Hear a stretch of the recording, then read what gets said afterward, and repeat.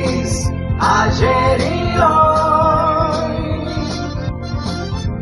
aprendiendo del pasado, de Memphis, ayer y hoy.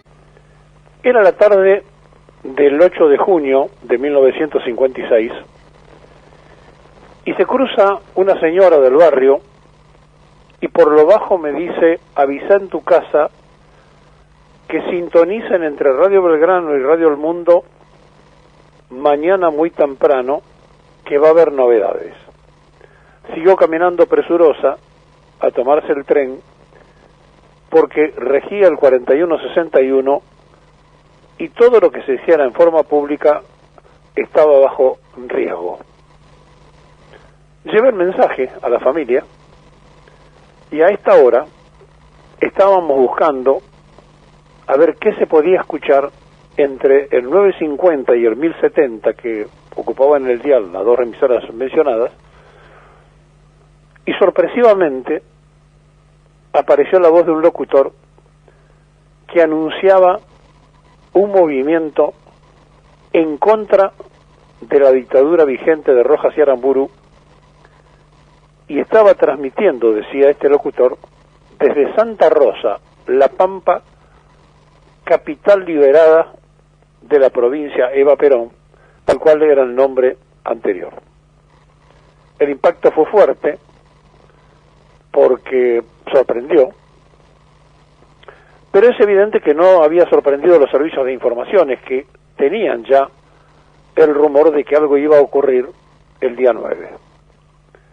Y dejaron que pasara porque querían escarmentar para que definitivamente nadie pudiera regresar al régimen depuesto, a la tiranía y a la dictadura que, según en nombre de la libertad, la democracia y la república, ellos habían venido para borrar de la faz de la tierra al mejor mandante de Winston Churchill que tuvo el país, que fue el binomio Rojas-Aramburu. Pero ocurrió igual. Había un jefe civil, Andrés Framini, dos jefes militares, Valle y Tanco, y un capitán, Filipó, que se levantó en La Pampa, que tomó la capital de La Pampa, que cumplió con la planificación, mientras el resto tenía fracasos militares y consecuencias graves. Fue un día muy trágico por las situaciones en que se vivió toda esa jornada. Primero porque la voz del locutor se escucha que se apaga en un momento que se escuchan tiros, y es obvio que habían terminado con su vida, y también con la voz que esa radio clandestina había puesto a disposición de los que sabían que había que buscarla en ese punto del diario. Claro, no existían la cantidad de emisoras que hay hoy, entonces uno hacía un barrido entre el 950 y el 1070 y aparecía esta transmisión desde La Pampa. Lo que no podíamos imaginar era que muy cerca de donde estábamos viviendo se iba a producir una de las mayores tragedias que hicieron que personajes de la historia política argentina, como los socialistas, Américo Yoldi, por ejemplo, que dijo: se terminó la leche de la clemencia, hay que matarlos, o Alfredo Palacios, tantas veces ponderado, que terminó siendo embajador de la fusiladora en el 55 en Uruguay, o escuchar a Horacio Teddy del Partido Demócrata Progresista pedir las cabezas de los responsables, ni qué decirles de Zabal Ortiz, cabeza del unionismo gorila del radicalismo, que había estado bombardeando en el 55 arriba de un avión y ametrallando. Todo ese arco político de tremenda influencia, incluso que hoy tiene descendientes, estaba de acuerdo, convalidó lo que iba a ocurrir. Decidieron Fernández Suárez, cuando era mayor del ejército, buscó, junto con otros, a Perón para asesinarlo. No logró el objetivo en vísperas del 45, pero sí se dio el gusto, 10 años después, de ser el responsable de ordenar los fusilamientos de León Suárez. Y en la calle Hipólito Yrigoyen, una calle que desde el Bajo del Libertador corre todo el partido de Vicente López en la localidad de Florida y llega atravesando hasta el límite de Constituyente, que es el límite de Vicente López y San Martín, ya casi en las postrimerías, llegando a Munro, de ese lado, porque esa calle divide de un lado de Florida y del otro lado de Munro, son dos localidades de Vicente López, de la mano derecha, como quien va hacia Constituyente, del río hacia Constituyente, en una casa se habían juntado un grupo de jóvenes para escuchar una pelea de la UCE. Y allí se mezclaban los que estaban en la conspiración y los que no sabían nada. Y finalmente los fueron a buscar, los subieron en un colectivo que secuestraron de la línea de pasajeros de la entonces línea 19, hoy 161, los cargaron allí, los llevaron a la comisaría de San Martín y llegó la orden de Desiderio Fernández Suárez: hay que fusilarlos. Y los llevaron a los basurales de León Suárez y los mataron.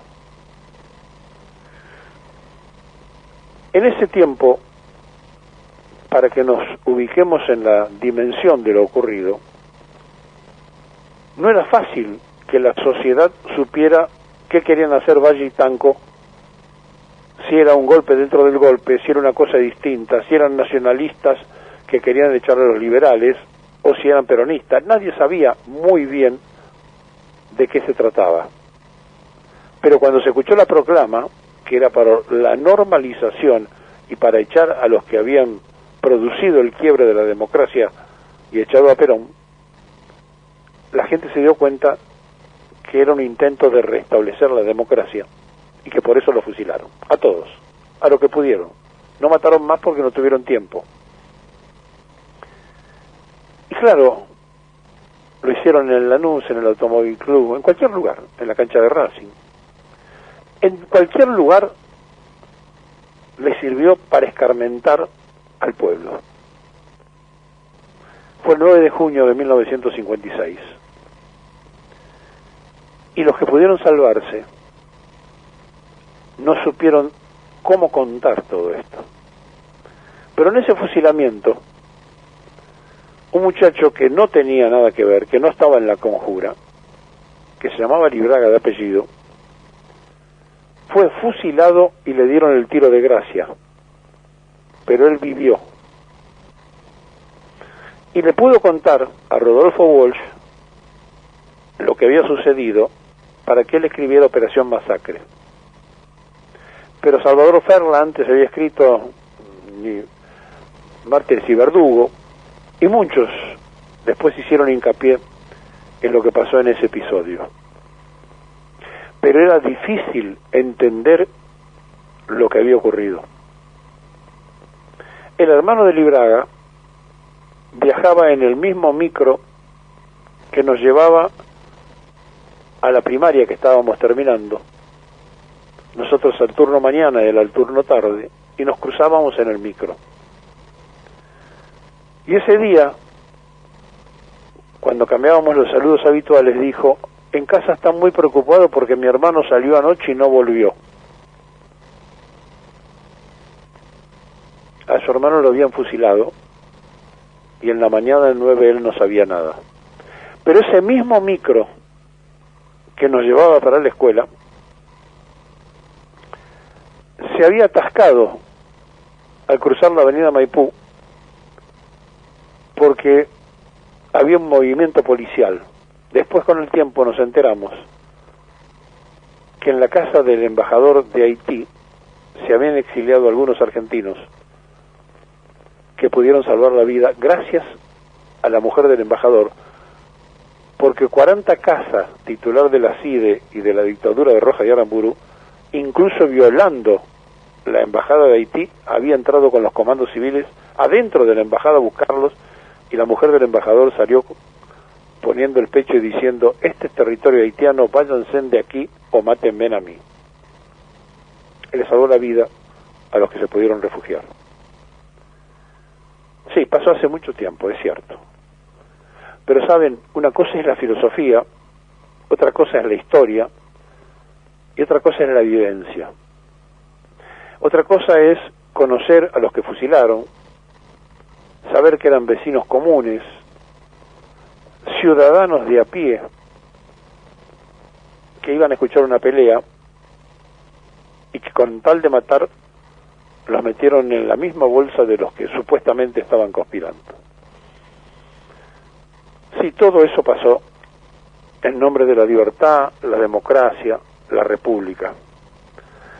Todo eso pasó en una Argentina donde parece tener herederos ese pensamiento, y donde hace unas horas nada más Federico Braun hizo una clarita demostración de cómo piensan, qué son y qué quieren. Y entonces, si no matan con balas, matan de otra manera. Matan con los precios, matan con la prensa dicta, matan de muchas formas, y finalmente terminan logrando el objetivo de vulnerar y sumir a un pueblo en la tristeza, en la pobreza, en la desolación. Eso sí, el gobierno de minorías, que es el de ellos, logra siempre los objetivos. O con ministros que firman decretos que favorecen, o con otros que firman decretos para fusilar. Lo importante es que ellos salgan con las suyas, porque parece ser la ley permanente y constante de este grupo de personas que siempre estuvieron dispuestas a defender a las minorías. Son los mismos que hoy no quieren que el 3% de los empresarios hagan un aporte de las ganancias impensadas que han tenido por la guerra. Son los que no les importa ni les interesa que haya derechos cuando hay necesidades, y que son parte de la Corte Suprema. Son los mismos que aceptaron ser jueces de la Corte por decreto, al mejor estilo de una dictadura en pleno gobierno que había llegado por los votos. Son los que piensan de otra forma, de otra manera, los que ven la otra Argentina. Un día como hoy, hace mucho tiempo, fusilaban a la Argentina. Sí, un día como hoy, siguen fusilando con los precios, con el aumento de las cosas, con el sembrar discordia, siguen fusilando la esperanza nacional y hambriando cada día a más gente. Pero al pueblo no lo pudieron doblegar. Lo bombardearon, lo fusilaron, lo pusieron preso, lo desaparecieron, pero siempre el pueblo tuvo fuerza para volver. 9 de junio de 1956. 9 de junio de toda la vida.